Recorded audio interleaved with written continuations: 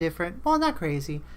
I'm saying I'm proud of myself just because I remember to do something I'm supposed to do, which is to start with the intro. But in case you are wondering, that little intro was made by Soundwaves. He made it for us months ago, and I think I've used it maybe once or twice in the show, and that's terrible because he did something awesome. And yeah, I just have to make a list of the things I need to do every time I do a show. But anyways, if you're listening to this recording on Steem, or if you're listening to this recording on YouTube, you are listening to the voice of Meno. I am the host of a show called the Songwriter Shop Talk, which is supposed to be a song about music, but it's a song about philosophy. It's a song about, it's a show. It's a song. It's not a song about philosophy. It's a show about philosophy of life and the songwriters behind the songs. That's what this show is about. And for tonight, I've invited a very special songwriter, someone who was invited to the platform not that long ago by our dear Serena. They've been friends for 20-something years, according to my sources. And Dino, Romanelli. Dino, can you hear me? Is your microphone enabled? I don't know what's going on. We were just talking. We're having some technical difficulties. But I think Dino should be able to hear me now. Yes, I hear you. Awesome, my brother. So I was just telling everybody that you and Serena have known each other for like 20-something years. And even though I asked you a couple of questions when we were getting ready to start the show, I'm going to let you tell the story. By the way, everything is getting recorded, so anything you say can and will be used against your own defense. I just want you to know that. But go ahead and tell me, how'd you guys meet? Okay, so you want the true version then? Okay. The true version. The true version. There was a website called mp3.com many, many years ago where struggling independent artists could put up their music and other people could hear it and buy it, and musicians could interact. And Serena and I kind of found each other there. I fell in love with her music, and then it turned out that we connected on a nice personal level too. So we've been able to maintain a friendship for a lot of years. And so when she said you should come to this this website over here, I trusted her and said, yeah, I'll come over here and give this a shot. And she's never steered me wrong, and she didn't this time either. She's a great friend. So oh, for sure, hands down she is. She's an amazing friend. yeah. I hope we can keep on making her right. I hope that we can keep on, because the truth is that you might know this already, like maybe Serena told you. The truth is that the experience for people here can be very different. Like some people come and right away they get the whole community aspect. They join either MSP or another community, and they start with with the right foot. Some other people kind of, I don't know, like stray around. They try to figure out what they're supposed to be doing, and they can't seem to gain any momentum and end up quitting. So Serena has a bit of a unique story, because I guess when she first started, she did not find a community right away. She almost gave up, and then we found her. Like, I don't think she found us. We found her. It was through Yidnith. That's how we found her. And then we brought her over, and then, of course, the rest is history. But you had a crazy advantage because Serena said when she recruited you, she said, "Go. You know what? I have to tell you. I'm going to confess something here. Serena spoke very highly of you from day one. So you kind of got, I don't even know what you would call that, nepotism, because you had just gotten into the platform, and then you're inside the Helping Knots, and she was like, no, Sure. this guy's like super talented, really good friend, and of course knowing her, knowing the type of person that she is, 100% I believed her, and of course she was 100% right. and of course you're a very talented songwriter. I really enjoy your lyrics most of all. I mean, your melodies are nice and all stuff, but you're an excellent lyricist. And from the beginning, I've been enjoying your entries to the open mic, and it was a matter of time before you had to be on the show and have a conversation with me, because I want to know how you started writing, and I want to know where they come from. Well, that's the question. My musical journey was strange. I started on the cello when I was 10, which was really weird because the instrument was bigger than I was. But eventually I got into rock bands and discovered that I could sing, but I started playing guitar because lyrics started coming to me, and it was I don't think I write songs in a normal fashion. You write the lyrics first? I write the lyrics first, but I don't sit. Actually. Yeah, but I don't sit down and say, okay, I'm going to write lyrics today.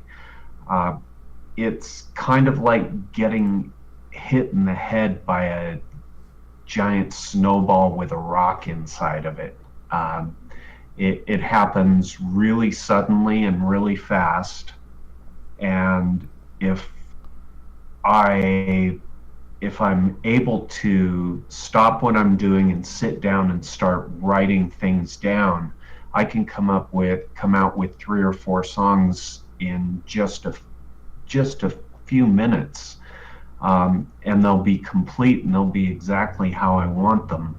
But if I don't write them down, they're gone forever. And that explains a lot, man. That explains a lot. The last song, the one that I placed on the open mic, last week? It was last week, yeah. I don't even know what you would call that. That to me, it's almost like you were soundscaping. Like, I don't know if that makes any sense. Like there's a picture, right? There's like a scene on a movie, obviously a very, very sad situation, and then you took a picture, an emotional picture. Yes, and it's part of it was something that I did actually see, and part of it was what could have surrounded that thing that I saw, and part of it was personal experience, and it all kind of comes together and blends into one, and it becomes this big ball of a thing that's just going to explode if it doesn't get expressed. And that's kind of what music has always been for me. It's been you have something inside of you that has to get out, and you let it out. Better. Yeah, I know exactly. You let it out. Yeah, you let it out how you have to let it out. When I'm in bands, I don't play guitar because for me, being in a band is awesome because everybody else can play the instruments and I can just concentrate on doing absolutely nothing but letting all of that out. And I'm all over the place, and it's crazy and it's insane, and but it's all about expression, and it's all about getting what's inside of you out. And writing songs is like that too. You know, you have a thought gets into your head, and it's just sitting there going, I need to explode. Yeah. And you have to give it an avenue to get out. I went through, everybody's got sad stories, so I'm no different. I suffer from the human condition. But just like you, the music that I wrote when I was going through them helped me not so much fix them, because you can't really fix things that happened in the past. I guess the best way I can explain it would be as if I can rationalize events. I'm sure you can. You're a bright man, but you can't accept them unless you process them emotionally. So I Exactly. so I guess that's how songs are born, right? For a lot of people, like for you, just like me, you're basically kind of talking about me in an awkward way. It's like almost like you hacked into my hard drive, because that's exactly how it happened. So I'm speculating, but I think you and I come from the same tree. It's almost like you're in a situation that hits you really hard, and you're like, well, today is a computer, but it doesn't matter. I need pen and paper. I need to understand me. I don't understand me. And then this thing comes out, and then you read back, and you're like, shit. Okay, now I get it. But why? And then you write another song or another verse, and like, oh wow, but why? And then in that quest, in that search for answers, music just keeps on being born, right? Is that Yeah. kind of how it works? Yeah. Songwriting is therapy for yourself. It's like the and I can't write on a computer, by the way. I can if I have lyrics, I have to have a pen and paper in front of me. I can't do it on a keyboard for some reason. I don't know why, but it's therapy. You get something inside of your head, and it has to get out, and you have to talk about it, and you have to express it, and you have to process it. That's what songwriting is for me.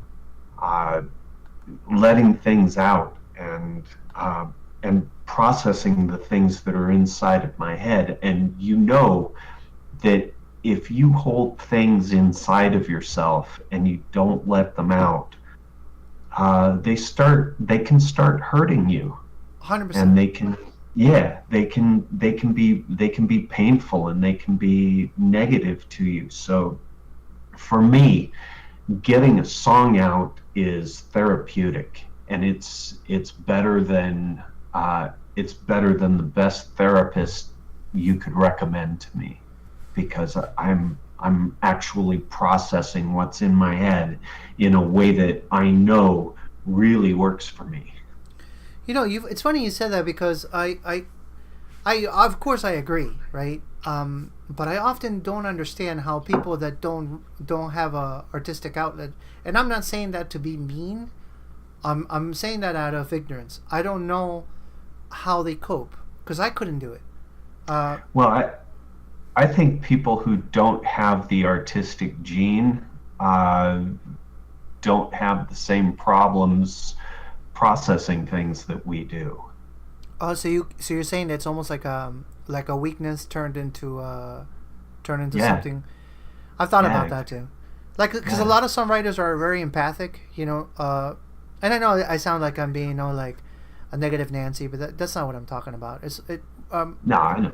it's almost like I. I mean, if I know a good songwriter that's never cried, that's a monster that needs to be studied with, by a scientist. You know what I mean? Oh yeah.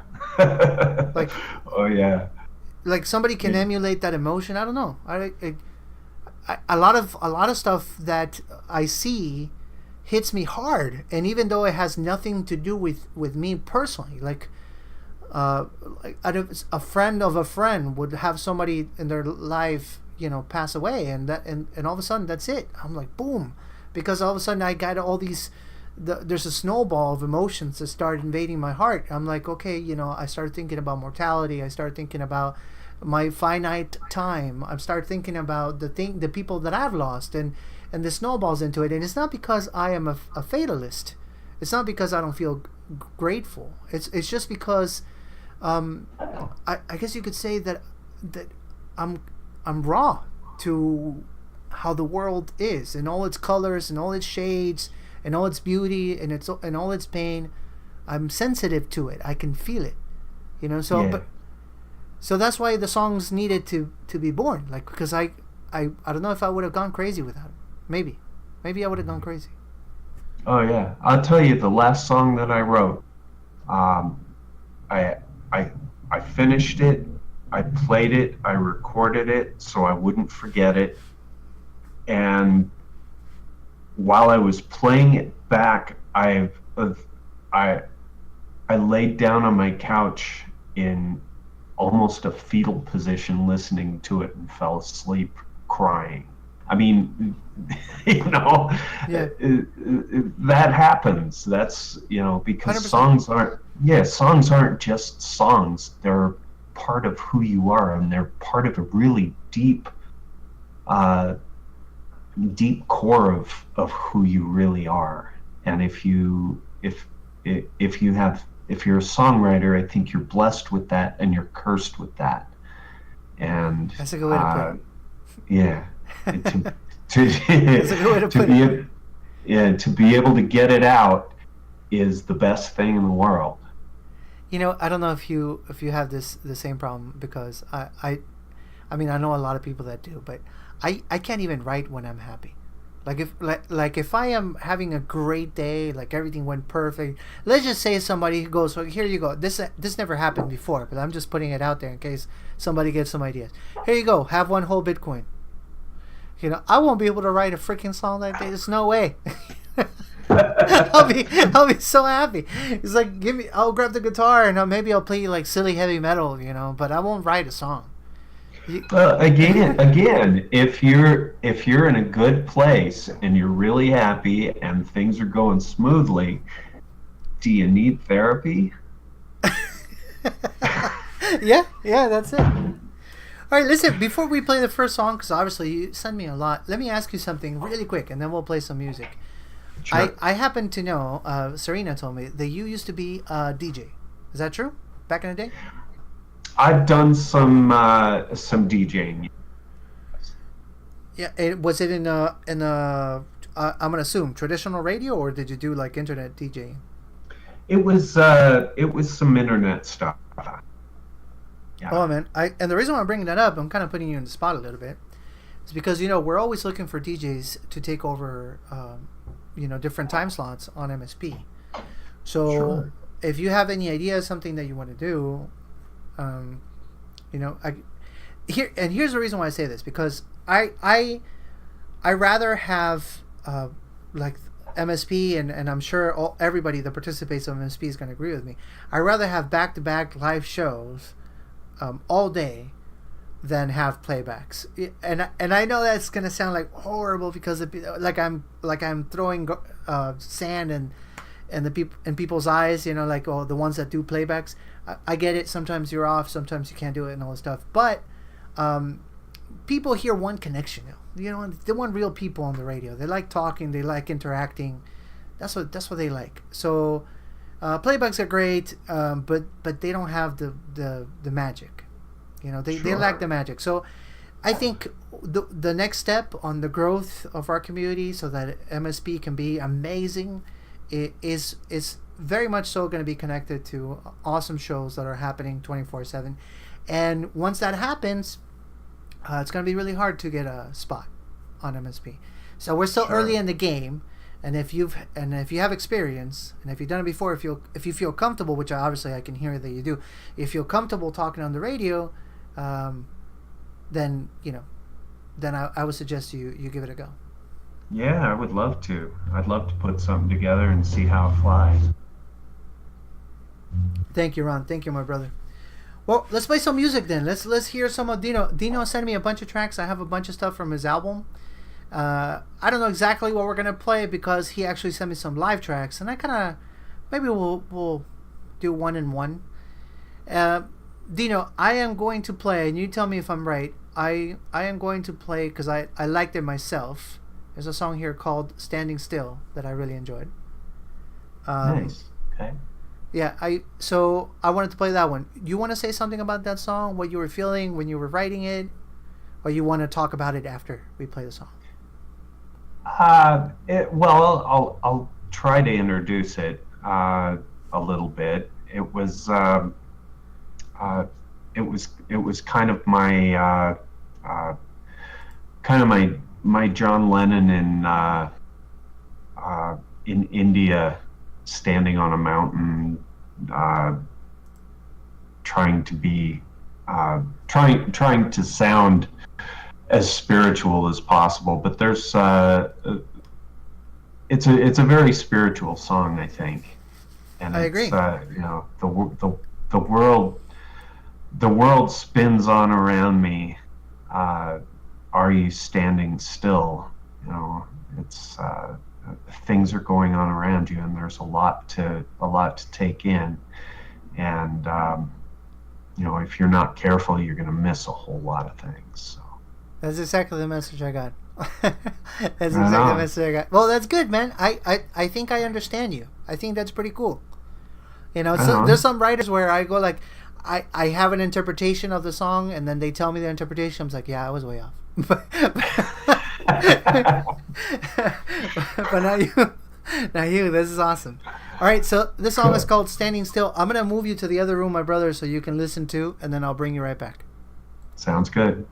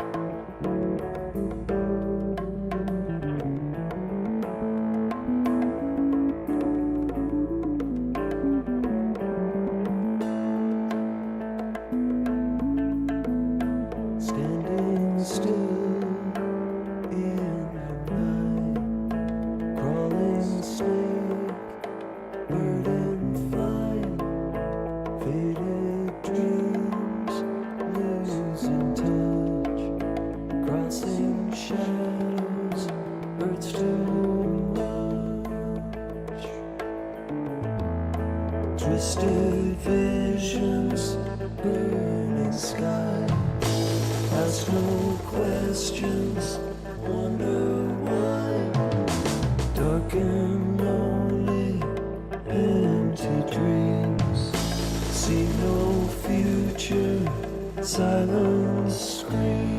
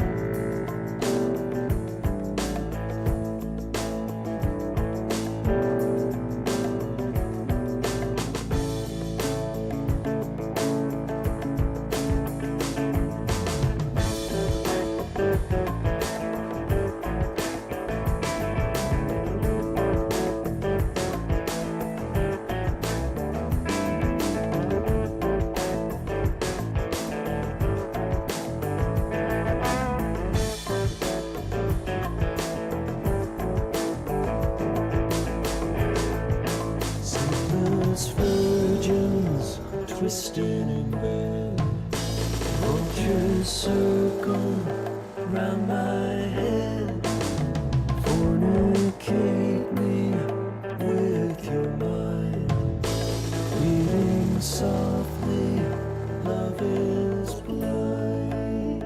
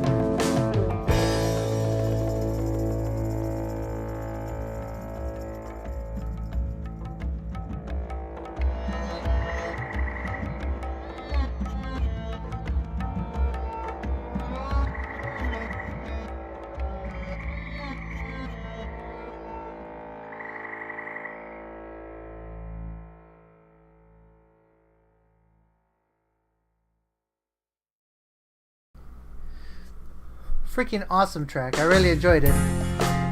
Oh. See what happens, guys? This thing just betrayed me. But it doesn't matter. It doesn't matter. Technology is always going to do that. And yeah, so I have questions. I have questions regarding this track because obviously I was going to wait to play it first so that people would know what I'm talking about. But there's a couple of lines there that I was wondering if they were directed at somebody. And if so, if you don't mind me asking, was there somebody you were talking to?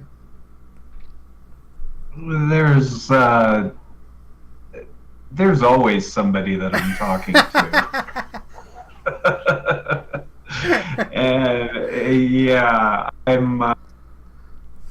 I'm thinking that maybe the fornicate me with your mind line maybe exactly out there a little bit. No, but I love that line. I didn't want to ruin it because when I was listening to the song earlier this morning, I was like, what? I had to go back and I'm like, oh, all right, this somebody screwed him over. It's a pretty direct way of saying that. Yeah, you screwed me over. Yeah. And yeah, the bleeding softly and love is blind is the line after it. And there's it hurts. That's the bleeding softly is the hurt, and the love is blind is but is how you got there in the first place, like how you didn't see it coming. Yeah, how you didn't see it coming, and man, I'll probably look past it just because there's a sick part of me that wants to still be with you. So there's is it terrible to relate going to? On. No, not at all. It actually makes me feel a little better that it's not just me.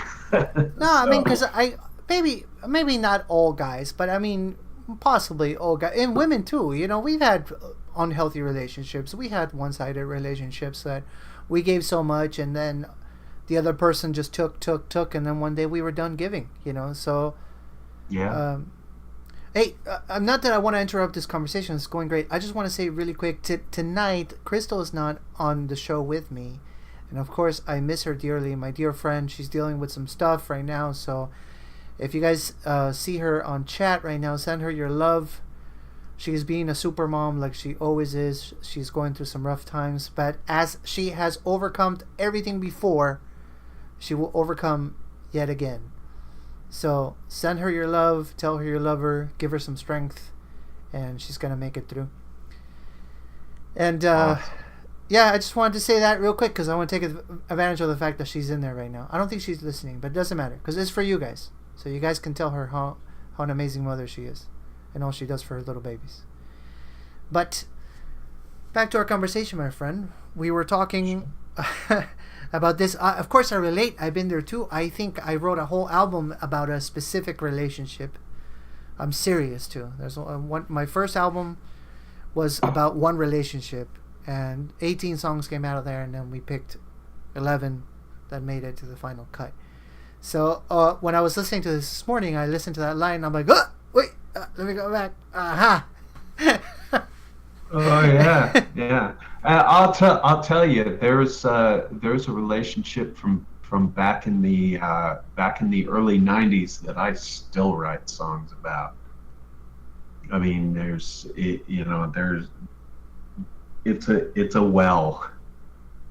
It's a well. Relationships are a well. Yeah. And it can be painful, and it can be, when they go bad, it can be painful, and it can be horrible, and it can be devastating. But on the bright side, you're gonna get some kick-ass songs out of it, Yeah, that is the silver lining. That is the silver lining. Yeah. Oh, well, let me ask you something though, Dino, because you said something earlier today, and maybe we're going into a subject that might be a little too sad for some people, but it's an important subject. You said something earlier today, when we were preparing for the show on Soundcheck. You were talking about loneliness, and the reason why I want to talk about this is because it's a topic that is dear to my heart. I think that a lot of people struggle with it. It's not just you. It's not just, you know what I mean. It's not just me. It's a thing that most humans take for granted, like, or at least don't understand what it means, and it is slowly but surely becoming more of an issue. When we were, of course, nobody heard this, but we were talking earlier, you were saying that your kryptonite is loneliness. Mine too. There's nothing worse than feeling lonely, especially when you're surrounded by people. And to some people, that makes absolutely no sense unless you've lived it. And I did you know, by the way, because this is a little bit of a, I don't even know, Orwellian situation. Did you know that right now in the UK, there's a minister of loneliness? Did you know that? Oh man! Like, because it's becoming a thing. Like, it's becoming. Yeah. A lot of people are feeling alone, and in a world that is so connected. You know, like we are a phone call, a click away of talking to somebody, and yet we've never been as alone as we are right now as individuals. I think that's why I fucking love this place, because it's a rebellion against this somewhat tendency that society currently has. Like you said also earlier, how this becomes a bit of a refuge, you know, because you come here, there's people that care, people that, you know, when you talk, they talk back, and all of a sudden that human connection that seems to be missing from the non-virtual world is here.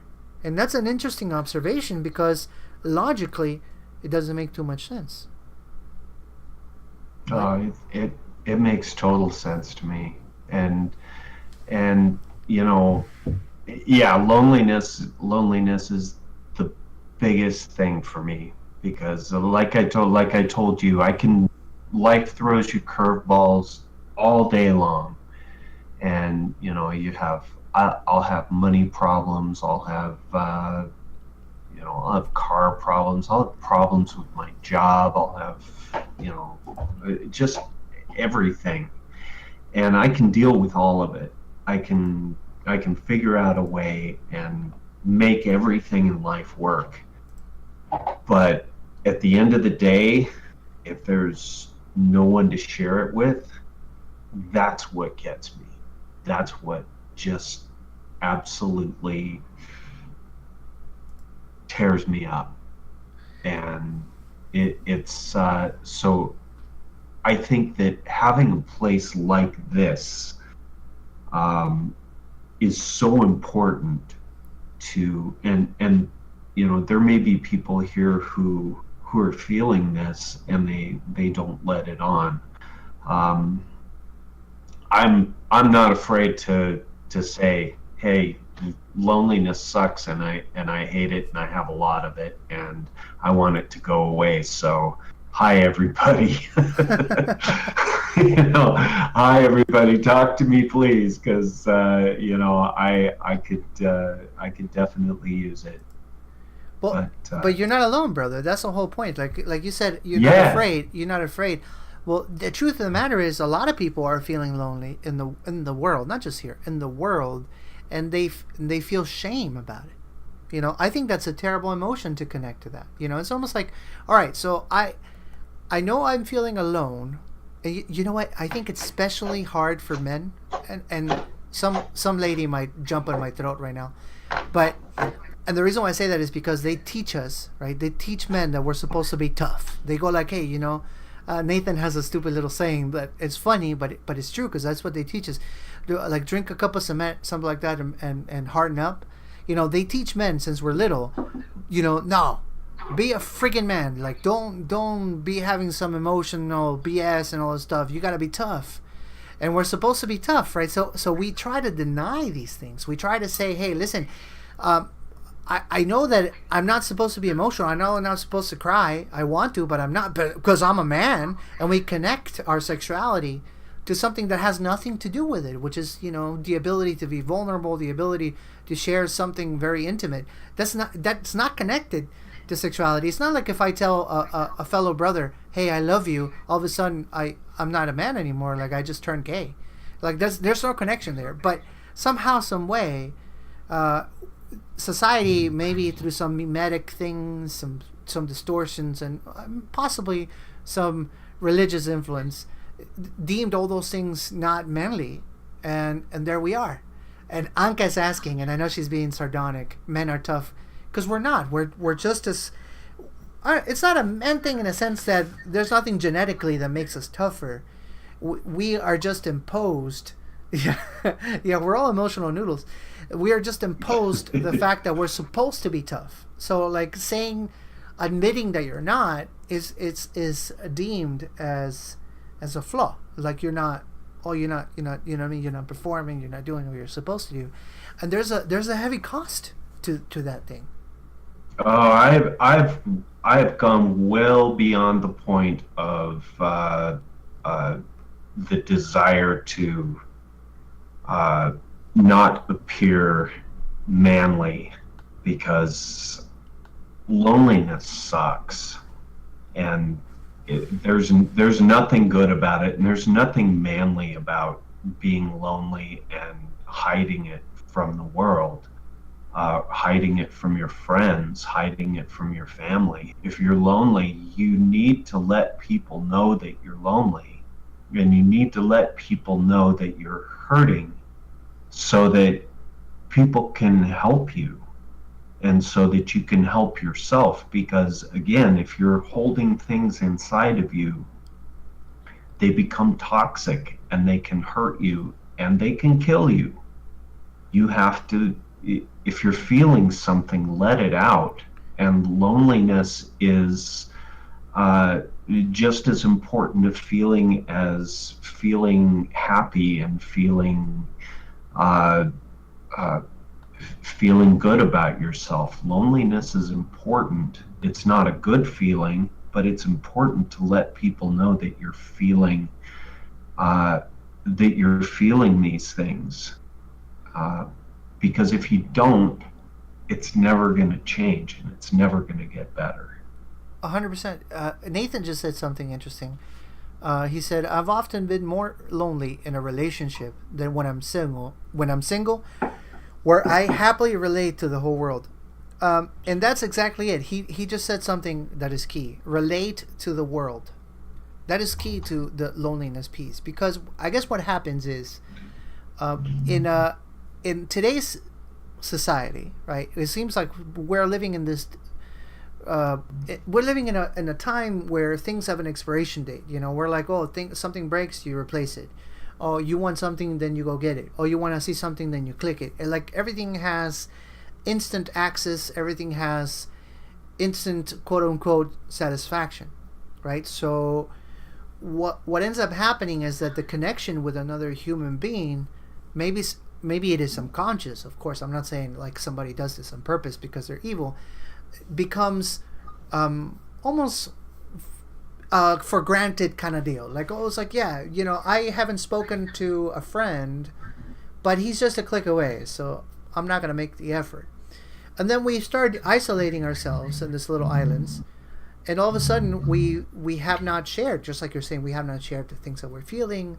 We have not shared beautiful moments. We have not shared, you know, and it could be in the case of like a parent, you know, the birth of my child, like, or whatever, with a lot of people, and the snowball just keeps on growing, right? In this connection, it's not really so much connected to physicality, because it's almost as if it was more palpable before because it was harder, and now that it's too easy, it makes it way too easy to take it for granted. This is kind of where I'm coming from, because I have friends on Facebook, not that I use it anymore, that I have not spoken to for like 5 years, but they're there. See what I mean? And that's beautiful. Oh yeah. And at some point in time, they were my really good friends. And it's like, how did that happen? I'm really curious. Like that's a strange thing to me, but I don't have an answer. Yeah, there's a study that I read a while ago, and I'll have to go find it. But it talks about, as men get older, they start to lose the ability to make friends. You're kidding me. And no, There's I'm a not. study about this? Yeah. Yeah, and it talks about how a lot of men don't realize it's not all men, but it's a lot of men don't realize that this happens because they're in long-term relationships with someone, and if God forbid that relationship ends, all of a sudden you find yourself unable to make friends, and you find yourself realizing all of a sudden that all of the friends that you made over the last however many years were actually your partner's friends, and you haven't made any new relationships yourself in a really long time without her help. I don't know how on point this study was, but I found it very interesting, and it seemed that there was part of me that was reading this going, yeah, I really get this, because you know, I looked around at myself, at my life, all of a sudden being out of a relationship that I had been in for a long period of time, and I looked around and went, Where's all everybody? the friends I made where is it? They're all her friends. Yeah. Oh, okay. And then it's like, well, I'll just make new friends, and it doesn't seem to work anymore for whatever reason. I think You know, that is not specifically to men though. I think that could happen to either or. It's more like I believe that. I believe that it, and I think that it's I don't think it's an exclusive thing to men at all, but that's how it was presented. It was presented as this is why men of a certain age seem to be in this loneliness phase. It was very interesting to me, but yeah. You know, I'm going to share something with you, like a kind of a weird story. I have an uncle, right? I like to talk about my uncle because he's crazy and he's awesome. Uncles are cool. Yeah, this is one of the coolest uncles. But he like if there's some sort of rating system and you talk about crazy uncle, cool uncle, he's up there. He's like a Michael Jackson, whatever ratings. If there is one, he's up there. And this uncle of mine, my tío, he is now. I just said that, and I'm about to tear him down, right? So it's not gonna make a whole lot of sense, but you just gotta listen to me for a couple of seconds. He's completely inept in many ways. Like, he is terrible with math. He's never been able to keep a job for a long time, even though this time he's actually doing pretty good. He has done so many things wrong in his life. He's trusted a lot of people that screwed him over, so he doesn't have that like, he can't perceive evil, and that's a terrible thing that to not have to not be able to detect when somebody that is not genuine is talking to you. He doesn't have that. Whatever chip that's you're supposed to have, he doesn't have it. So he's gotten screwed over plenty of times in his life. Plenty of times. He's got all these stories. He's in his late 50s now, and he doesn't have anything to his name, not even a bank account. Now, even though I say all that, and you're like, oh, so why are we talking about this uncle? My uncle can be friends with anybody, and it takes 5 minutes, and they're besties. And he's always been like this, and I've always wondered how he pulls it off, right? Because we'll be in a party, we'll be in a get together. It wouldn't really matter. It could be like a really high end thing, like I'm talking about high end, or it could be in the middle of a farm nowhere, and he would adapt, and all of a sudden he would become best friends with anybody. They would start drinking, they would start laughing. If he didn't understand the language, it doesn't matter. Like, he has no filters. Like, he would just become friends. So one day I sat down with him. It was one of those drinking nights. We're having some vodka. And I asked him years ago. I said, "How do you do it? How do you become friends with everybody? Because everybody knows my uncle. Everybody. As a matter of fact, at my old job, people used to ask me about my uncle. Years later, it'd be like, "Hey man, where's your uncle coming around?" And so, and so he tells me, "Man, everybody has a door." This is his philosophy. We're talking about a guy who's not even that well, like he can't even speak that great. Like if you give him big words, you're gonna lose him. He doesn't understand philosophy, in a sense. He's not gonna write a song. He's not gonna. He doesn't even have proper grammar. I'm serious. Okay, so I want you to get a picture of this man. He's got a beautiful smile, but that's about it. So I asked him, like, how do you do it? How do you become friends with it? Because he can go with a CEO of a company that that makes millions of dollars a year, and he can hang with him. So I was like, how do you do it? And he looks at me and he says, everybody has a door. You have to find the door. And I'm like, what is the door? He's like, I don't know. Like, it's got to be something in common. Like, so, like, if I introduce one of your friends and I know, for example, that they like Eric Clapton, then I'll enjoy Eric Clapton as much as they do because I like Eric Clapton too. Like, you just got to find the door. And that was his silly way of in his words and his language telling me that humanizing another person, like finding, like whatever the other person might be, a professor, a teacher, a doctor, whatever title you want, whatever label you want to give them, they're just a human, right? And if you find the human door, which is 99% of the time connected to passions, then you find a connection. And that little bit of wisdom that he gave me years ago, right? I was maybe like 21, 22 when he told me this. Like, had made a gigantic difference in my life. And I received that wisdom from a guy that you would think he's 15, like, because of the way that he carries himself. It's a crazy thing. It's a crazy thing. But you understand what I'm saying, though? That's beautiful. That's absolutely beautiful, and that's a gift. And I'm guessing he probably found that on his own. I think he learned it from his dad, like honestly, from Grandpa. I think, because Grandpa was friends with everybody too, but Grandpa was actually he didn't have all the other quirks. He was actually a very proper man. He was hilarious and all that stuff. But my uncle's like a child, even though he's in his late 50s. But on that aspect, he's so socially adept, so that. And I was telling this to Anka the other day because we're talking about my uncle. I said, it doesn't even matter how many times he messes up. He will never go hungry. Ever.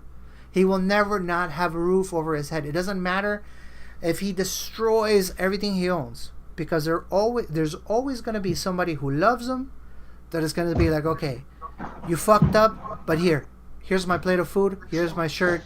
Here's my home. And in that sense, he is wealthy like a mother effer. Even though he doesn't have a penny to his name. That's beautiful, and he has that. Everybody has something that they bring to the table that's really, really good, and if it shines out of them, that's beautiful. That's wonderful. Yeah, Anka just said it's like really, everyone is his family. He treats everybody like their family, and I think that's why he can do it. That's why he pulls it off. That's cool. And we've been talking a lot, bro. We've been talking a lot, and this is supposed to be a show about music too. So let me let you pick the second song I heard, and I really enjoyed it. Obviously, out of the two, I enjoyed "Standing Still" the most, but it was actually a very good song too. I heard one called "Juliet and Romeo." And I found it curious that you said it backwards, and my little tinfoil hat moment. I started to think about what it meant to say it backwards, kind of like, I guess tinfoil hatting. Could be completely off. I was like the girl being more important than the guy. You see what I mean? Like taking over the situation, overshadowing. So I started going that way, and I was like, okay, let me not assume, but. I like the song. It was good, but I'm interested. What was that on purpose? Putting the names backwards? In the heart, she comes first. Boom, man! And then you got me right there.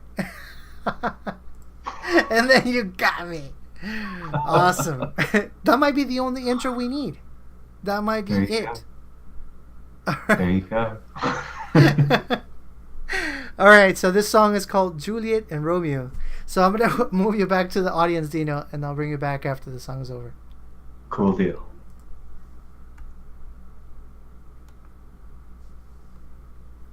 Well, I never spent time reading Shakespeare.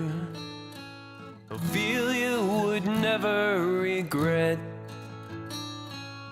I spend my time writing rainy day rhymes in songs for my Juliet. In songs for my Juliet. And I never met anyone like King Lear, or heard horses thunder in my head. All that I hear is the wind in my ears, singing songs for my Juliet. In songs for my Juliet. Oh, I know Romeo is in trouble wherever I go. Never content till my life it was bent. Never at peace till my world was deceased. And I'd never say never till I was released. And the sunshine rain on my face. Never was a man who felt more disgraced. Oh, I know Romeo.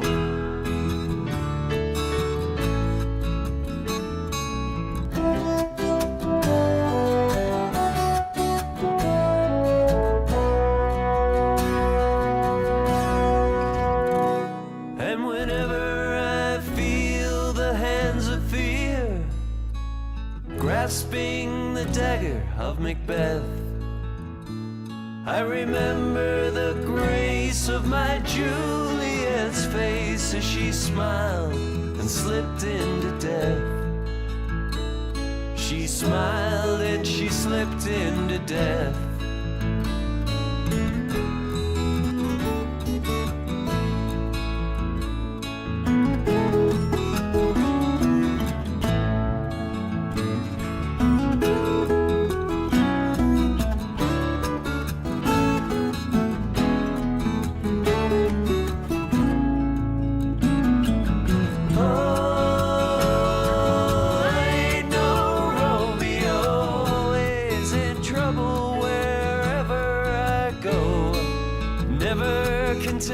Till my life it was bent, and never at peace till my world was deceased. And I'd never say never till I was released. And the sunshine rain on my face.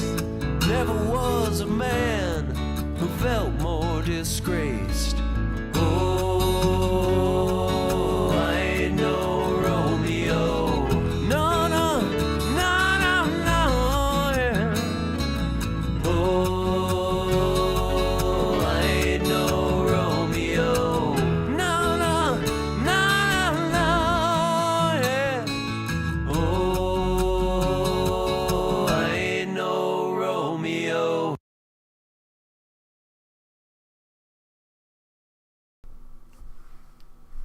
Yeah, I have to ask him myself.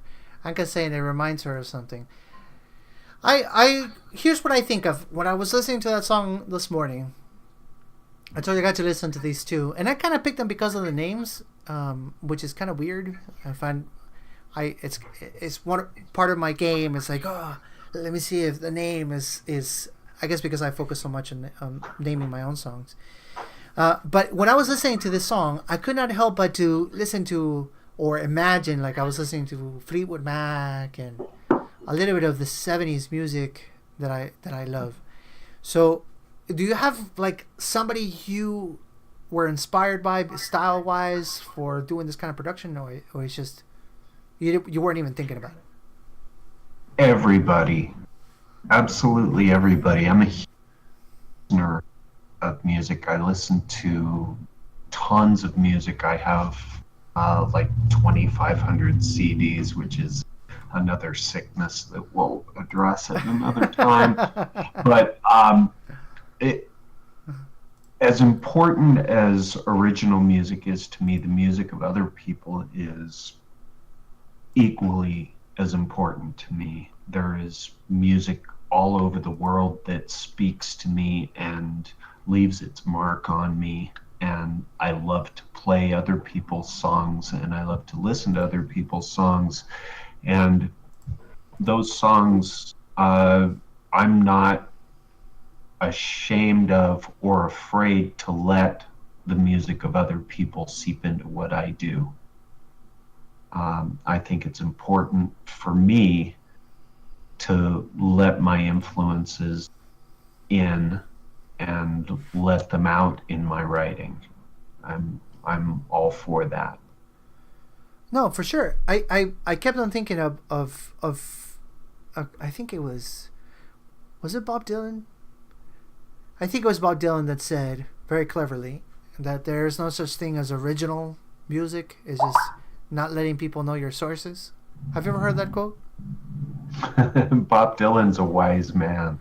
Yeah, but he's 100% right on that one. Yeah. Oh, yeah. He is. He's absolutely right on. You know, let your influences shine. Your influences are what makes you who you are, and what makes your music what it is. There's no need to hide them or to not let people know who your influences are, or share those influences with people. It's important. It's an important part of your music, and if you're going to share your music with people, I think, just for me personally, I have no problem letting people know, hey, this is what moves me, and I have no problem with letting the music of this person wrote influence the music that I write. Yeah, I guess to some people it's connected to the ego, because I feel like, oh, if I'm not original enough. But truth be told, I mean, there's only that many chords, Yeah. So yeah, I mean, we can start talking about microtonal stuff that I don't get and I actually can't enjoy. I tried. Nah, I have no interest in technical stuff. I'm about the emotion and the song and where it comes from. I want 3 chords and the truth sometimes, like absolutely. Here's the deal though. As much as I can appreciate technicalities, like if you can be a virtuoso performer, that's great. But if you are a virtuoso performer and you don't make me feel it, I could not care less. Like, it doesn't. Like Michelangelo, that guitar player, the guy that plays with the double guitar and the one. Yeah. Like, yeah. I know that what he does is amazing. Like, I can see it and I go like, yeah, I could never do that. But I'd rather listen to somebody fart in a microphone. I think that'll be funny at least. I'm like, who cares? Don't care. Irrelevant to me. There's no connection there. Yeah. And one of the reasons why I love Bob Dylan so much is because of that. Because he didn't worry about those things. He just worried about connecting with his audience, connecting with the lyrics. And you could say, and you probably wouldn't be wrong, that he was actually a terrible guitar player. But who cares? I don't care. Yes, I think to be fair, I think Dylan, well, he's better than me. Well, yeah, probably better than me too. But my point is, like, if you were to put him with the guitar players of, like, if I guess it's because I have this idea in my head, right? Like, I'm like, when you go record I'm talking about for Sony, I'm talking about the big labels. There's a level of guitar player that you need to be on those tracks. Here's a secret some people don't know. Most of the pop musicians that you see on stage playing guitar don't record shit. and they just sing. Yeah. A lot of people don't know that. They go like, "What do you mean?" Well, like, listen, I've been on the other side of the equation. I've recorded bass for musicians that they had allegedly, I recorded bass. Well, I was in a band that recorded all the instruments for a musician that allegedly play all the instruments too. But the point is that they can do those things on stage because live they can kind of get away with it, but when it comes to the studio they can't. So they're not at that level. I can play guitar, but I'm not at the level to where I'm going to record guitar for Bruno Mars. You see what I mean? Yeah. So I guess that's what I mean. It's not that he can't play. I'm just saying he's not. What's the name of his guitar player? Because he had a guitar player that played a telly that he cut in a really funny way. That was amazing. He worked with Mike Bloomfield. That guy Bloomfield. For a long time. Yeah. Who do you think recorded the guitars? It was Bloomfield. It wasn't Bob Dylan. Oh yeah, Bloomfield. He worked with Bloomfield. He worked with Robbie Robertson. He worked with great musicians, and there was no fooling around that Dylan was what he was because he was a guitar player. Dylan was what he was because of his lyrics. And that, you couldn't even say that he was a great singer. Well, he's still alive, but you can't even say that. But he made you feel it, so who cares? I think his singing is vastly underrated, but lyrically, he's a genius. He's untouchable as a lyricist. You can't. Well, you can criticize him for whatever else he did, and I don't care. His lyrics are phenomenal. Although, as a harmonica player, that's actually he was very good. Actually, harmonica player. He was a really great player. In fact, his first professional recording was as a sideman playing harmonica on a track by Harry Belafonte. Oh, I didn't know that. It was the song was Midnight Special, and it was Dylan's first professional studio recording, and he just played harmonica on this Harry Belafonte track. Oh wow! And it was beautiful and perfect. But as a lyricist, that's what Dylan was. He's and still is. Still is. He's a lyricist. Yeah. You know one of my favorite Dylan quotes. One of my favorite Dylan quotes, because they asked him. I don't know how many songs he's got like written down. I have no idea, but I wouldn't be surprised if when he passes away, we find a library. I wouldn't be surprised because he has published at this point thousands published. So. Oh yeah. One time, I guess a reporter asked him, "How do you write songs?" Like he was kind of what this show is about, really. What this radio show is about. Like, oh, so how do you write songs? And in his very Bob Dylan-ish way, he just said, "No, you got it all wrong. I don't write songs. I write them down." And that is such a Bob Dylan response. Wow. I write them down. I don't write. Nice. Yeah, but I know exactly what he meant too. Like, you know what he meant, right? 100%. Yeah. You know what he meant? Oh yeah, yeah, absolutely. It's you're sometimes you're just the vessel, and you don't know where it comes from, and you don't know why. And sometimes you don't even understand what it is that you're writing, but sometimes you're just the vessel for something that needs to be said. I honestly agree with that. I'm biased, though. I'm so biased. But I agree with that so much that I've come up with some crazy theories. I remember... Now, what I'm about to say is going to make some people cringe a little bit, but I remember imagining... I remember imagining at some point in time that ideas and songs lived in a different dimension Like I remember imagining that. So hear me out. This is like a little bit of a thought experiment, and some people might cringe at it because it sounds kind of woo-woo-ish, like I'm gonna go all Deepak Chopra on everybody. But just give me a second and see if I make any sense at all.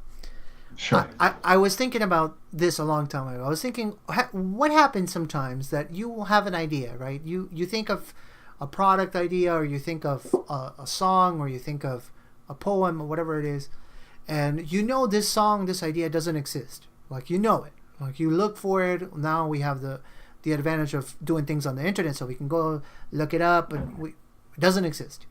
And then all of a sudden, 6 months later, boom, there it is. Right? I was like, this is some sort of phenomenon. We know this is true because even when there's some cases, it could be anecdotal, of course, but there's some cases where like some animals will learn to do a behavior, and then animals in another place, the same species but completely isolated, start imitating the behavior, and there was no connection between the two. So I was thinking, what if music comes from that realm? Like that's some sort of like as if these emotions, these ideas float in some sort of ether, right? And all that we're doing is tuning in, right? Tuning in to frequencies that are and that are being born, ideas that are being born, emotions that exist in this undescribable ether, right? And so when we write them down, which is what Bob was describing, it's just you tuning in too, as you would a radio. Like you go like, okay, so 95.3, that's the one. Okay, heartbroken about this particular thing, as if you are tuning to that. If that, now, not saying any of this is true, I'm not saying that at all. All I'm saying is, if it was true, it would make sense, because as it so happens, it almost a song allows us, right, to connect to that one emotion that exists.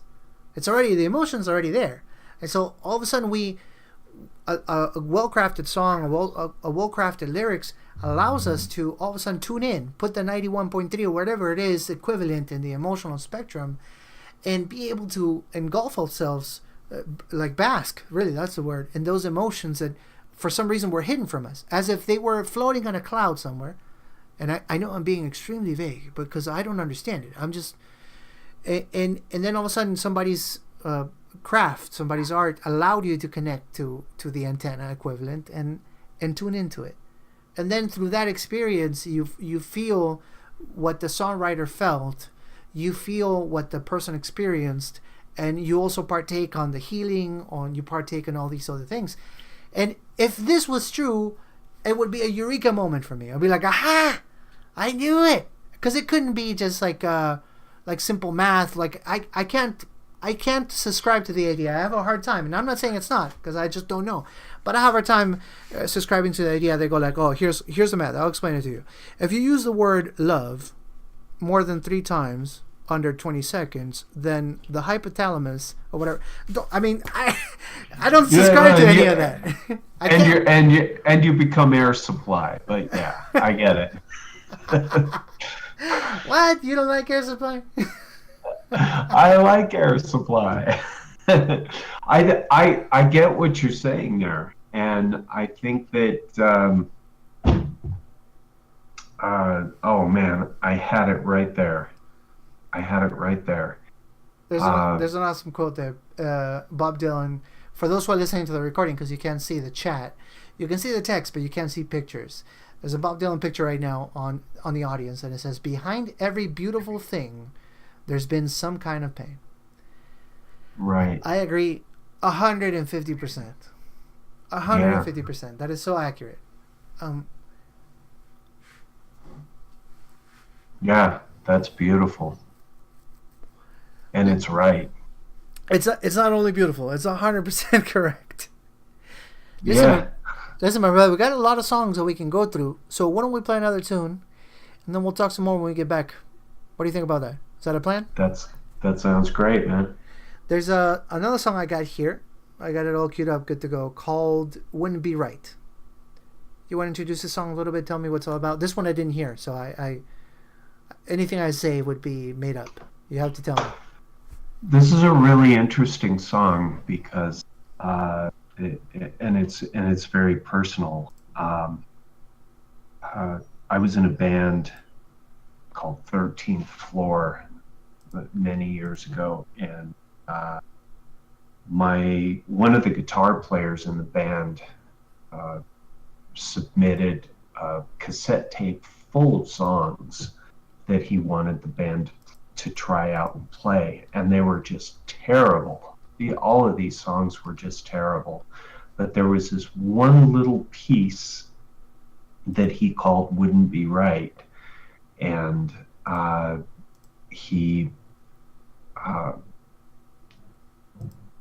it just really hit me.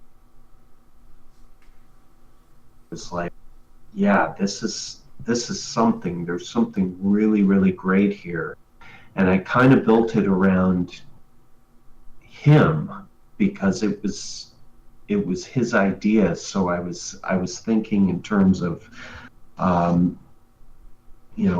would my friend really benefit from, how could I make this really great for my friend? And then he passed away. He basically, unfortunately, drank himself to death. It was really sad. And this song kind of became an ode to my friend. It became his immortality, man. That's what it became. Yeah, exactly. And I think I think it did him proud. I think I took his idea. I was able to take his idea and make it really work. Well, now you got me all emotional. I was just sharing something with Nathan, but I'll tell you about it when we get back. Sure. Now I have to listen to this. Now I just have to listen to it. But see, now I'm tuned in. I'm ready. I'm ready to listen. So the song is called "It Wouldn't Be Right," and then we'll talk some more once it's over. Cool.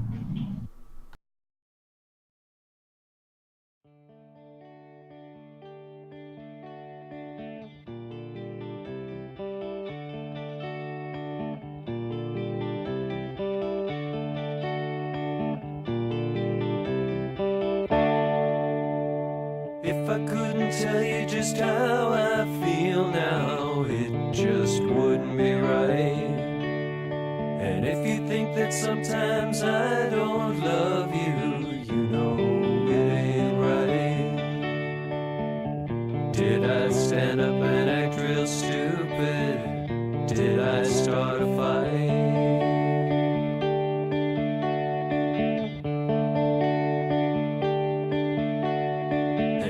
Wasn't you that I was thinking of, it just wouldn't be right.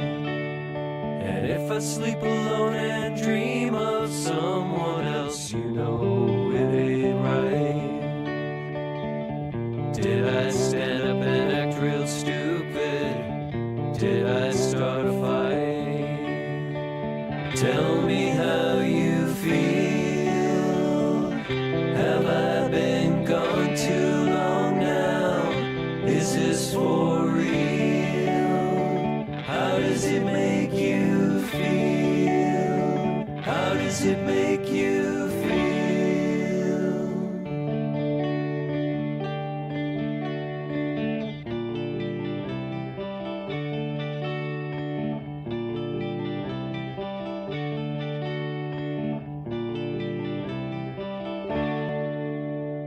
If I wasn't somewhere I know I could be, it just wouldn't be right. And if I look real hard but there's nothing to see, you know it ain't right. Did I stand up and act real stupid? Did I start a fight? Tell me how you feel. Have I been gone too long now? Is this for real? How does it make you feel? How does it make you feel? How does it make you feel?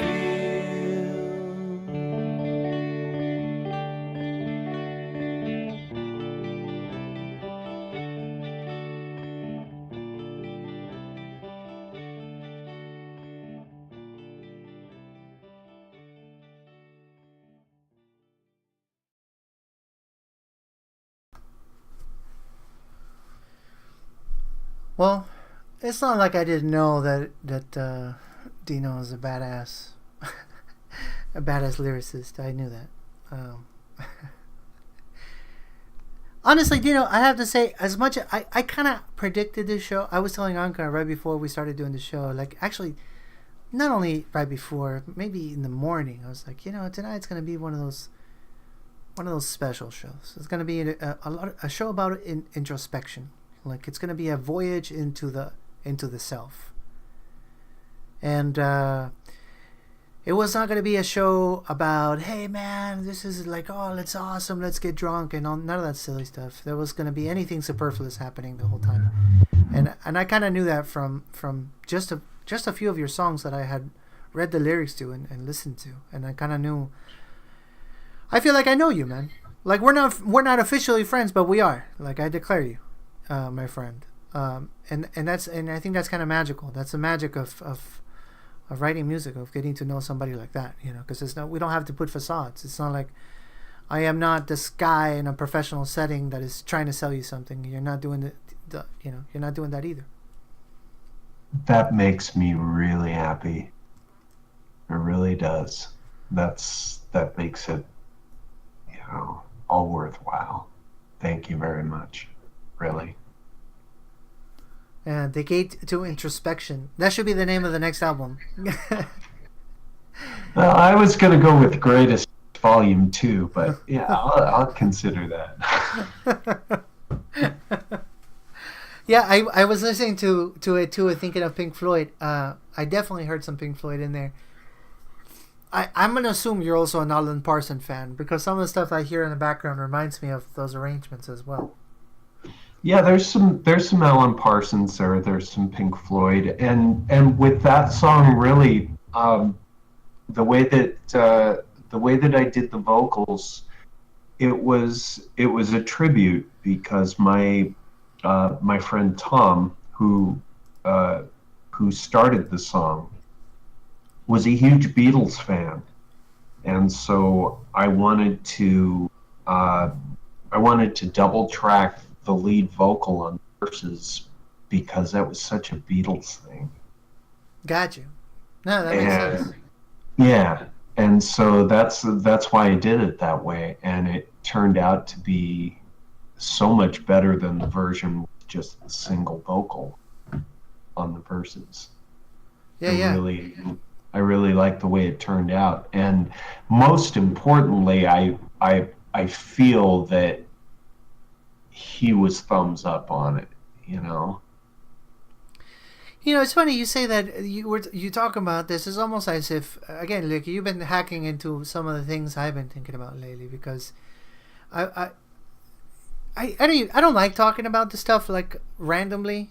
I don't even know how this happened. But we were chatting over at Helpy, and Nathan, he was talking about how Americans like to shorten his name, right? So, because Nathan's name it should be Nathaniel. I'm gonna assume it's Nathaniel, but people call him Nathan. And I had a really good friend whose name was Nathaniel, and people called him Nate, and then he went as a musician, as a songwriter. Mm-hmm.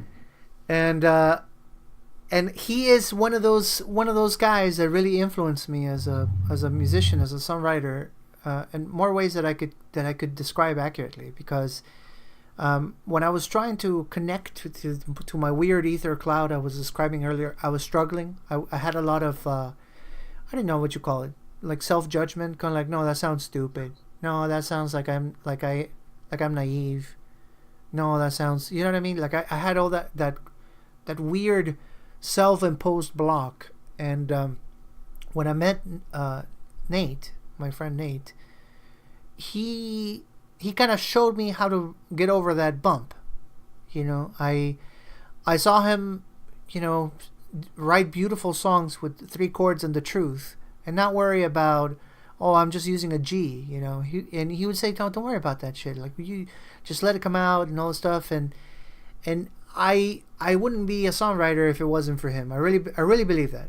I think I would have probably given up, thinking that I couldn't do it. and he had a rough life. He passed away too. His kidneys gave up on him, and that's it. One day he didn't wake up anymore. He slowly but surely went blind. He faded away, and then one day he didn't wake up. And I often think about how, like, of course, a little bit of him lives in me.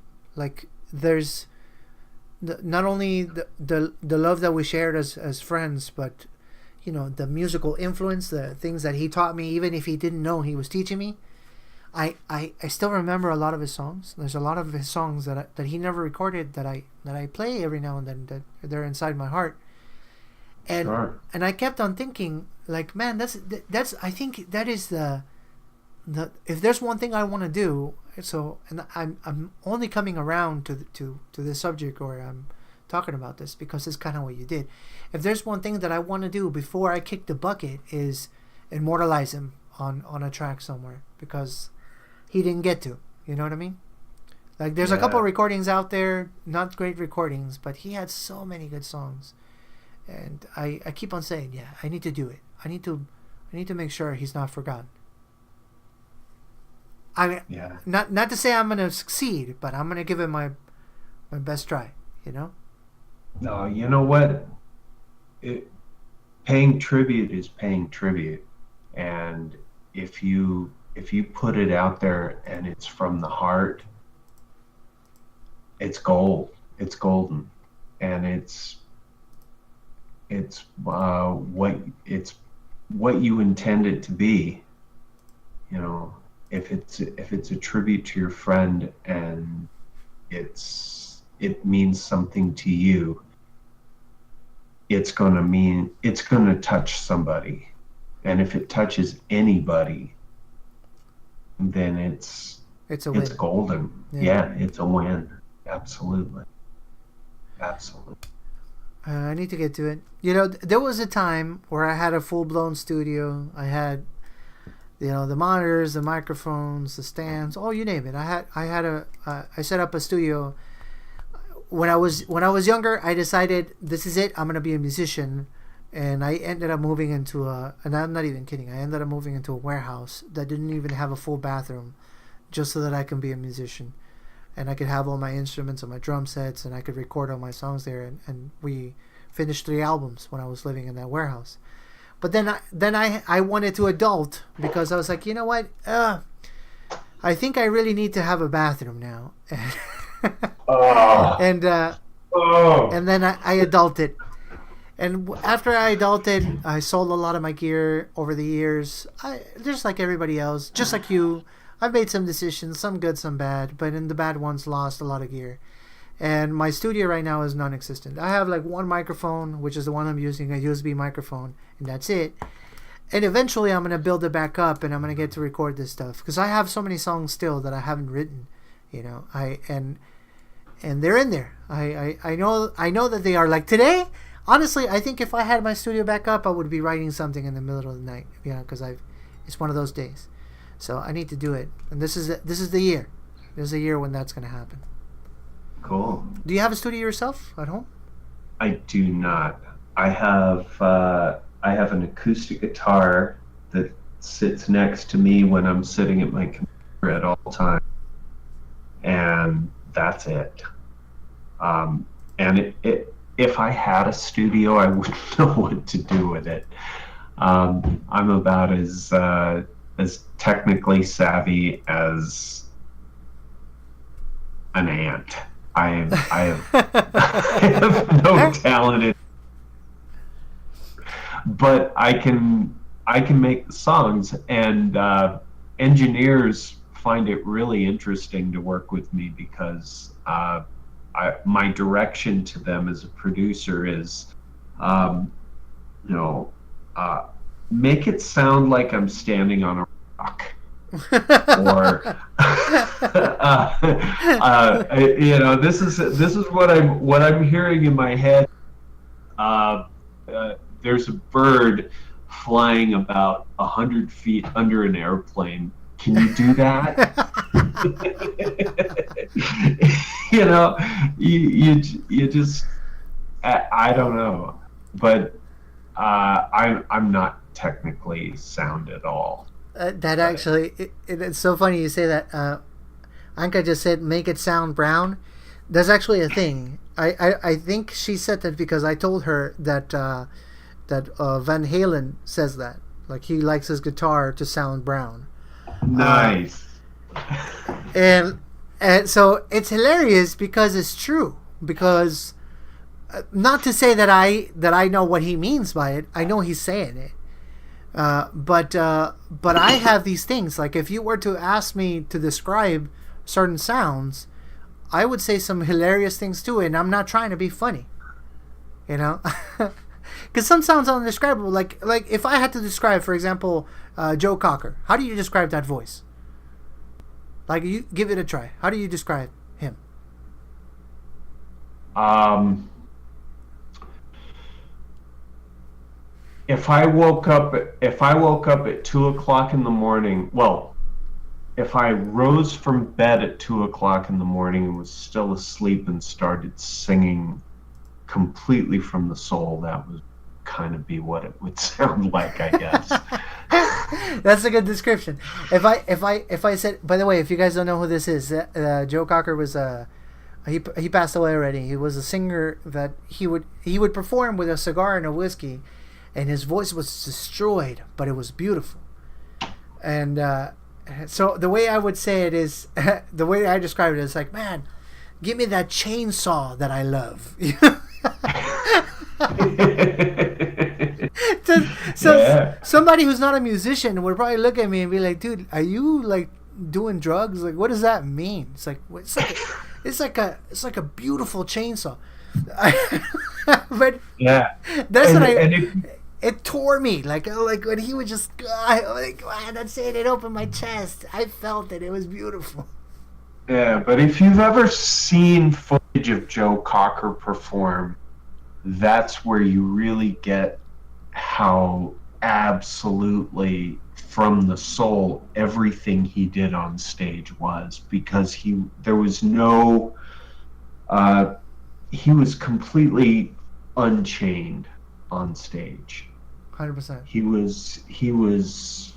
He moved the way he felt, and it didn't matter what it looked like, and what came out of his mouth was just absolute soul. He was a complete soul singer, and it just emanated from him completely. He was beautiful because he was all soul. It was all soul, and it was all from the heart. And you could tell just by watching him and hearing the way he didn't write a lot of songs, but the way he interpreted the songs that he sang was beautiful. It was just gorgeous, and that's what made him the star that he was. Yeah, it's watching him as a thing, right? Because you almost like, if you were to watch him and without audio, which I did because I'm a bit of a cuckoo. It doesn't look right. It looks like he's in pain. Yeah. Right? Oh yeah. It's like, man, I hope he's okay. But if you listen to it, like, you put both, you're like, man, like, then you connect. It's pretty impressive. It was a shame that he passed away. Honestly, he wasn't that old. It was a combination of the lifestyle and all this stuff, which is a good way to talk about this, because you touched on it. And as a musician, it's something that we have to deal with, something that happens quite often. And so I'm interested to hear your opinion on the subject. Why is it so many musicians are so self-destructive? Like, because that's really the word I have to use. What do you think that is? I think it comes back to the therapy. I think that it's a lot of songwriters, whether or not, we undergo this kind of therapy because we need this kind of therapy, because we have this special thing that we're able to do, but the trade-off is that in other ways we end up kind of damaged, and we have to make our way through life in ways that are a little more difficult and a little more unconventional. And I think it's, it's hard to not be able to do things in the way that what is considered normal people do things. For me, that's something that I see. Yeah, and even on that word, right? We use the word normal. Like even there, we can't get a consensus. Mm-mm. But Not at all. Yeah, I guess my point is that that most of the musicians that I've looked up to, like the ones that I don't know if this is more about me than it does about them. But most of the ones that I've been like, man, they've always had really tragic stories. Like they've always been in a to quote the song, "In the highway to hell," and I'm fascinated by it. Not in a oh, I'm smiling as I'm looking at somebody self-sacrifice. It's more like it might be my approach, or I guess my observation might be more connected to what you're saying, which is like maybe it's the cost of being who they are. Maybe it's the cost of being that emotional. Maybe it's the cost of being that empathic. Yeah, and you're different from other people, and you don't necessarily, even though you some of these people may have achieved really large levels of fame, it don't fit in. And not fitting in, a lot of people who don't fit in really feel and know and understand, hey, I don't fit in, and I'm not the way that at least society thinks that I should be. And that can be hard for people. It can be hard for people to understand and to wrap their heads around. It's I feel it. I'm not normal by any means, and in some ways that's a really good thing. In some ways, it's really painful, and it's difficult, but it's who I am. And so when I see a musician who seemingly has everything handed to them, and they have this beautiful, wonderful public life and all the money in the world, and they do something really destructive, I kind of understand it, because it's not all rosy being able to write a song. 100%. Cope is saying something that is kind of funny, but at the same time, I think he's probably onto something. Is that we're I always say it wrong. Schrodinger, I think. Schrodinger experiment. Do you know about that one? Yes, I'm very familiar with that. Yeah. So whoever's listening to the recording, if you don't know, if you're listening to this live, you don't know what this is. This is an unusual experiment to where they put a cat in a box, right? And there's a trigger, I guess, inside the box, and effectively the idea is to think of think of a situation that can only be analyzed or observed in absolutes as non-absolutes simply by forcing it, in the sense that they grab this cat, right? I don't know if they actually did it, but the experiment is you grab a cat, it's in a box, and the box there's a poison that can 50% chance go off, kill the cat or not kill the cat. So if you put the cat in that situation and you close the box, when you don't know if the cat is alive or dead, you can effectively say, and you would be accurate, that it's both half alive and half dead. But there is no such thing, because death and life are absolutes. So it's a paradox, but it's a correct observation of the situation. So yes, and you don't know until you open the box. And you don't know until you open the box. So what he's saying, even though I think you meant it as a half joke, I don't think you're off though, Cope.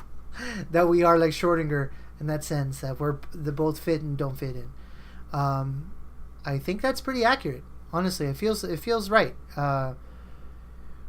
When it comes down to talking about normal, like I find that word to be almost offensive, because it means that there's something that you need to be, and in a sense that like there's some sort of guide. I'll go here's what it means to be a human. If you don't adhere to these things, then you're broken.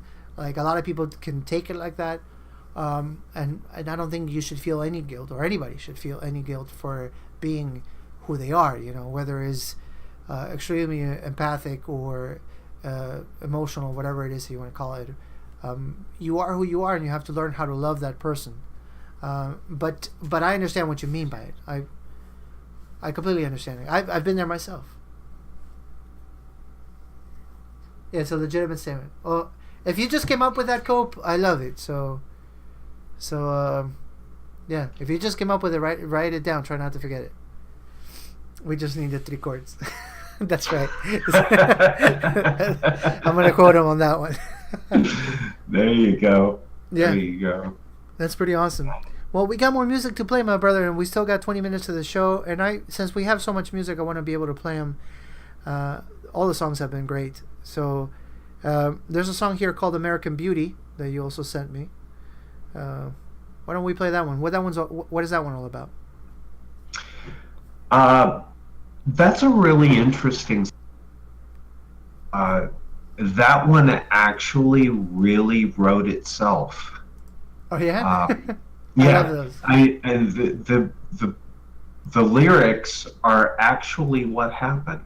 I was sitting in a coffee shop called the Insomniac one night. It was 3:00 in the morning. I was all wired out on coffee, and I was reading The Dharma Bums by Jack Kerouac. My friend was in the next room playing guitar over the amplifier, and he was just playing blues solos and just lost in it, and it sounded really great.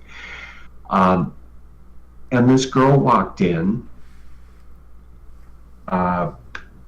She was beautiful, and she walked into this place, and for some reason I don't understand, she walked right up to me and started talking to me, and wrote her phone number down in the book that I was reading. She told me her name, which was Jillian. I knew that because she told me, and she had hitchhiked there from San Francisco. I was in LA, and the lyrics, it's actually what happened. And to be able to write a song like that about just actual real events and be able to wrap it up in some cool emotional stuff and all of that was just really fun for me. I've always liked this song, and I know Serena doesn't like this song at all, but oh yeah, I'm surprised. No, she likes it. She was telling me she loves every single song. Watch her. She likes it song. Watch her complain right now. She's gonna complain. Yeah, there she goes. Yep, that's what I was. Yeah.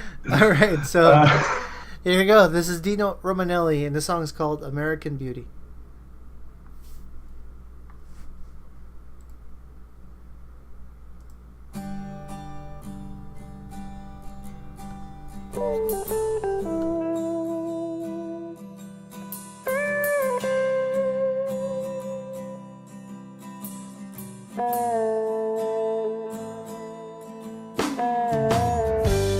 Another 3 a.m. insomniac, drinking too much coffee, smoking and reading Jack Kerouac,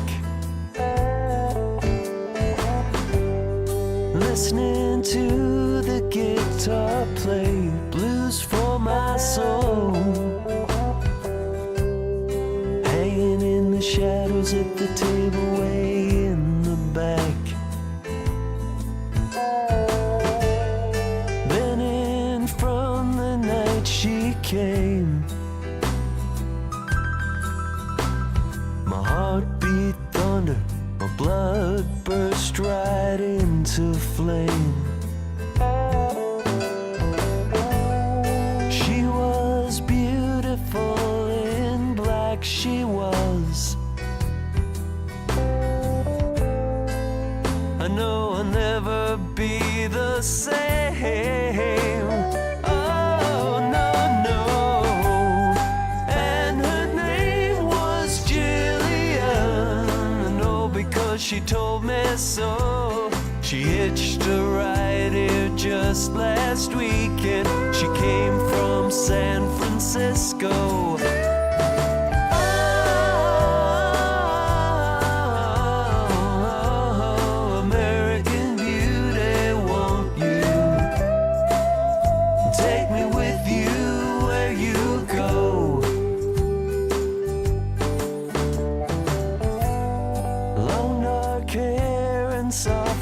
Skin she had.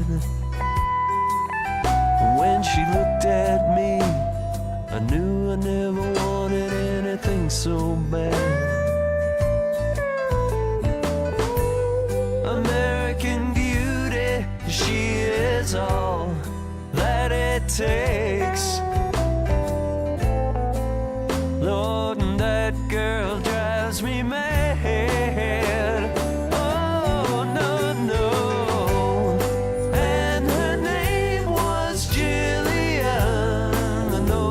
She told me so. She hitched a ride here just last weekend. She came from San Francisco. Oh, American beauty, won't you take me with you where you go?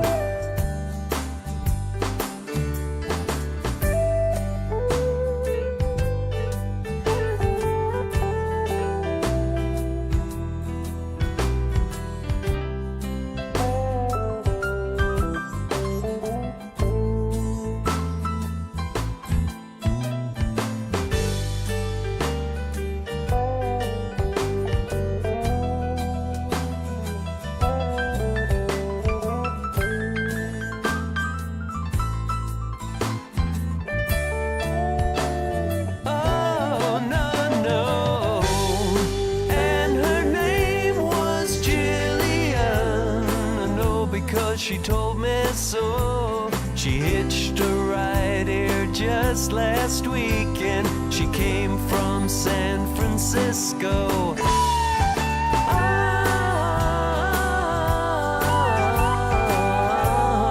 American beauty, won't you take me with you where you go?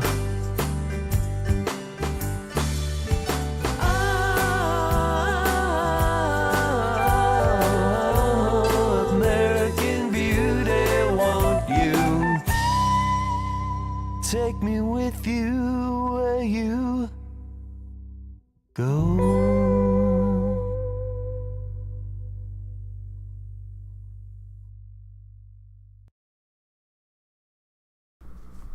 What a great tune. I actually enjoyed that one a lot. This is a great song. And the best part about that song is that it's not fictional at all. It was exactly what happened, exactly what you wrote.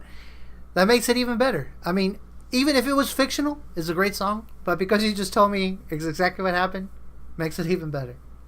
It's exactly what happened. It's all I had to do was just write down the facts and then put it to music. It was the easiest song in the world. Don't you love it when that happens? That's the best. Yeah, yeah, it was really easy, and that song has always made me happy. So it's really. Are you I currently love are you the currently way it came performing? together. By the way, like outside of, I know you're doing the open mic, but like, are you going to any venues or? I'm trying. I had a regular gig at a place out here every other Friday, but they just closed. And everybody else in Spokane, which is where I live, Spokane, Washington, by the way, um, they're all booked through September, which is really strange to me that every venue in town has completely booked through September. But uh, yeah, I do play. I do play shows in clubs as well and I coffee houses. Yeah, well, you strike me as somebody that if I was to go to a coffee house, that would be what I would like to hear. You know, that's exactly the kind of music I expect. You know, it's got to be, it can't be scandalous. It's got to be heartfelt, and it can be broken down to a guitar and a voice because it's about the song. It's not about, you know, the keys and the drums and all the other stuff. Cool. I don't know who said this first. I heard it a few times and variations of it. But if the song is good, it just needs a guitar and the voice to be good. Don't you agree? I agree. I agree totally. Yeah. Listen, brother, Um, we got so many more songs. I'm probably not going to be able to play all of them, but there's one that I was thinking that just because of the name is so convenient that we have to play before we say goodnight. We got about 10 minutes left. Your songs are usually about 4 minutes, so I figured we can probably just introduce the song, play it, because it's called Thanks for Coming, and I think that is convenient. I have no idea what the song's about, so I'm probably saying crazy stuff. But if it's a song about gratitude, which it might be, it would be amazingly convenient to be the last song of the night. What is the song about? uh, I love this song. This is one of my favorite songs of my own. I Wow. was at an open mic night of all things, uh, at a coffee house in Hermosa Beach, California, and I signed up, and they said you have about a 20-minute wait, and I said okay. So I was thinking about this girl who means to this day a lot to me. Um, it was the one that got away, if you will. Hmm. Um, and I was thinking about her, and I was thinking about going up on stage and playing this song and her coming in and what that would be like. And I wrote this song and played it one time, and then all of a sudden they called my name and said, "We need you to come up here now, it's your turn." So I got on stage and I played this song, and I had just written it. It was brand new. I had played it one time and I played it, and it was perfect. And I've never changed a thing about it. What? And yeah, it was just I love this song. I have always loved this song so much because of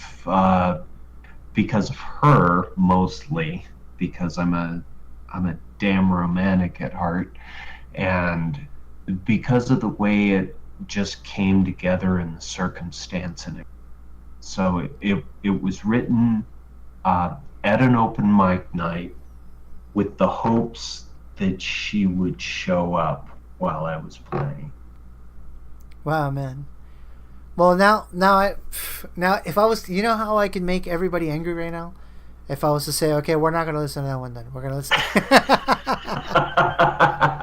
Like, that's how you would make everybody angry. But of course, that's not the plan. That's not the plan. People are here to be entertained, to have some feels. Tonight is a feels show, and in the best way possible.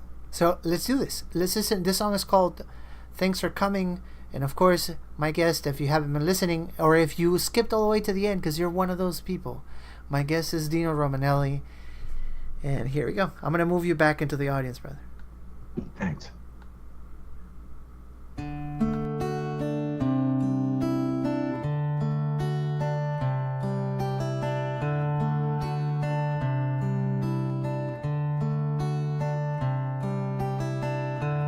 I sit here with my guitar and wander through my repertoire. Times I've wished upon a star, and of the way things sometimes are.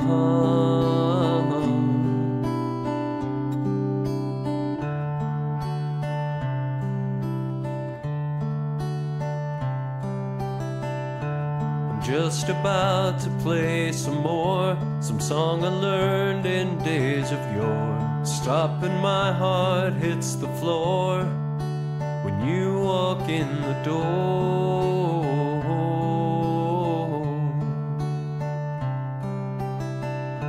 You take a seat, you drink your tea, your face the only thing I see.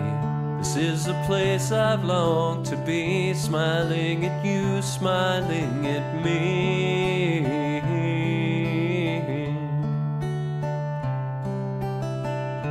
It's been so long, my darkest day, the day you turned and walked away. Cannot sing, I cannot play, all that I can do is say, thanks for coming.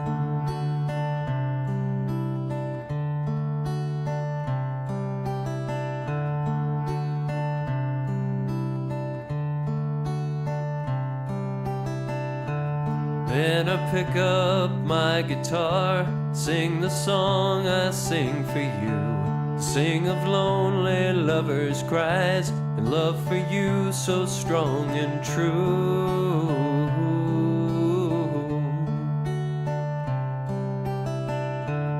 And then when my song is done, I look for you, but you are gone. Before beginning my next song, to you I say the words so long.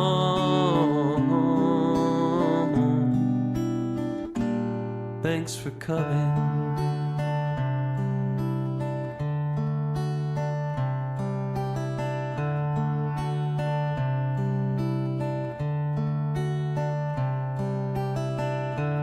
I sit here with my guitar, wander through my repertoire. Times I've wished upon a star, and of the way things sometimes are.